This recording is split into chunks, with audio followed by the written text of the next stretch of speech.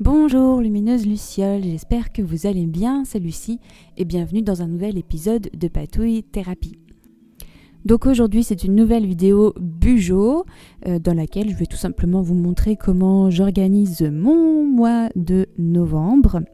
Donc pour rappel, c'est un Bujo que j'ai fabriqué moi-même de A à Z et franchement j'adore. Je sais pas, ça crée vraiment une relation très particulière d'avoir créé son propre journal et ouais, ça donne envie de vraiment jouer dedans, ça donne l'impression d'être vraiment aidé. Donc je vous invite à essayer si le cœur vous en dit. Donc mon thème du mois d'octobre, enfin est-ce qu'il y avait vraiment un thème? Je ne sais pas, mais bon, c'était plutôt automnal, Halloween et compagnie. Et pour novembre, je suis partie sur un thème plutôt rose et violet. Et puis alors, ce que j'aime bien dans ce journal, comme c'est des feuilles blanches assez épaisses, enfin ça fait vraiment journal d'art ou sketchbook, et du coup ça donne vraiment envie de mettre de la peinture et de patouiller. Donc je pense que le thème qui va être récurrent tous les mois, ça va être la page d'ouverture du mois en technique mixte.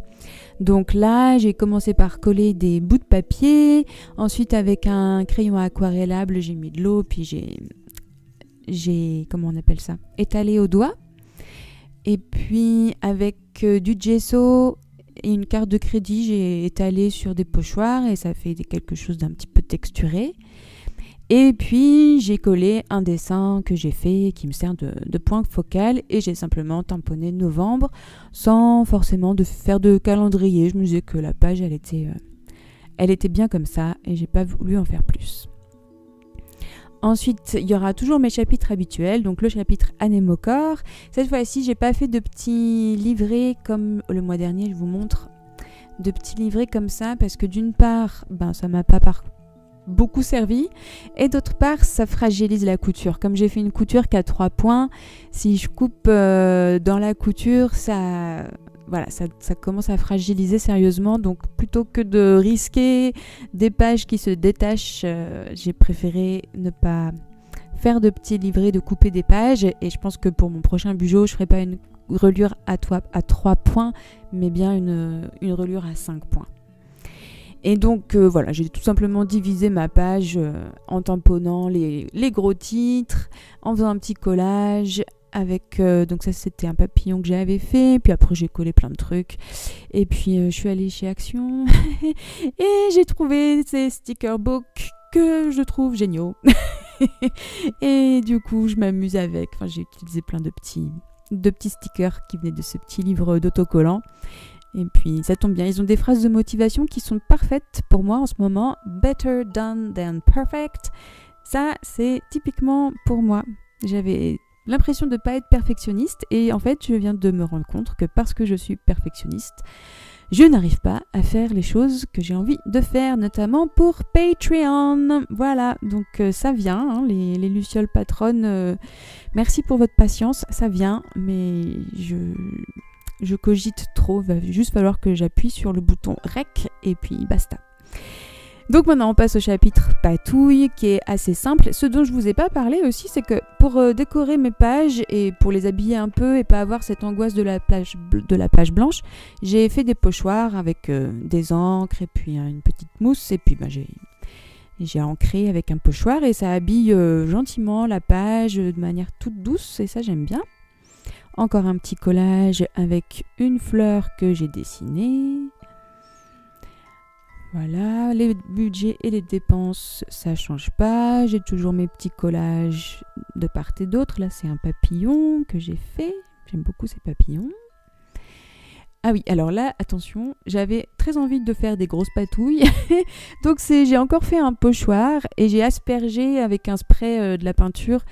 Donc ça n'a pas trop marché sur la page de gauche, mais ce que j'ai fait, c'est que j'ai replié la page sur elle-même et donc ça a tamponné en gros sur la page de droite et le résultat est assez intéressant. Et puis voilà, ça fait des pages de patouilles qui moi me plaisent bien. Donc des sticky notes pour habiller, les petits stickers de Gaëlle, une carte de bibliothèque pour noter les livres, et puis là un petit collage avec des stickers livres. Ils sont vraiment trop bien ces livres de stickers puisqu'ils sont faits pour les bugeots et la page de bibliothèque est une page qu'on retrouve. Ça c'est trop cool. Ensuite, c'est une double page qui normalement aurait dû être consacrée à la santé et aux humeurs. Et en fait, j'ai décidé d'intégrer cette page-là dans ma page hebdomadaire que vous verrez tout à l'heure. Donc là, je garde une page qui me servira sans doute à faire d'autres choses parce que dans le mois précédent, c'est vrai que je ne vous ai pas montré la fin du mois, j'ai une page qui va me servir à écrire les succès du mois. J'ai fait une petite liste, tu sais, on appelle ça une bucket list. Donc toutes les choses que j'ai envie de faire. Enfin voilà, j'aime bien faire des listes. Et donc je me dis que là, une page comme ça au milieu des autres pages, eh ben, ça peut être sympa. Et donc j'ai fait après mon calendrier vertical avec ma to-do list pour le mois de novembre. Et donc on arrive maintenant aux pages hebdomadaires. Donc la première, elles sont toutes faites. J'ai encore fait les onglets sans washi tape, juste en coloriant avec un feutre violet et puis en faisant des petits motifs au stylo argenté. Et là, contrairement au mois dernier, je trouve que c'est plutôt pas mal. J'aime bien. Et donc, comme je vous disais, mes suivis d'habitude et d'humeur, et ben en fait, je les mets à la semaine. Je trouve qu'au mois, c'est intéressant pour voir d'une manière générale, au mois global, comment ça s'est passé. Mais si on veut vraiment tenir ses habitudes et pas avoir l'impression d'être nul, et ben je trouve que de le faire à la semaine, ça... Je sais pas, je me dis que ça vaut le coup d'essayer et de pas se mettre la pression sur un mois entier. Et peut-être qu'après, je ferai une page pour récapituler. Donc oui, ça fait réécrire, ça fait remettre... ça fait réécrire et répéter les choses, mais en même temps, c'est à ça que ça sert en fait, un bugeot. C'est à faire des bilans, à réécrire pour mieux visualiser le chemin qui a été fait, ce qui reste à faire ou des choses comme ça. Donc voilà. Donc on verra comment ça se passe sur le mois. Et puis pour décorer ma page, j'ai remis des petits stickers et voilà, ils sont vraiment parfaits. Et donc je m'amuserai à faire ça pour toutes les autres pages du mois. Et puis voilà, je vous refais un petit récap en images.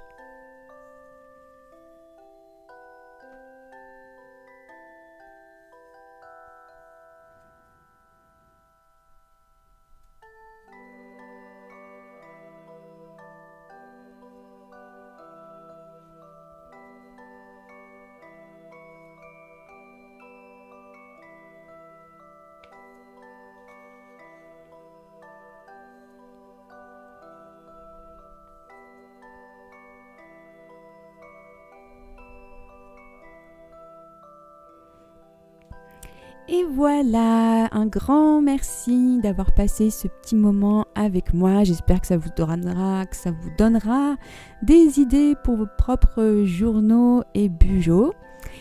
Prenez bien soin de vous et à très bientôt pour de nouvelles patouilles. Bye bye!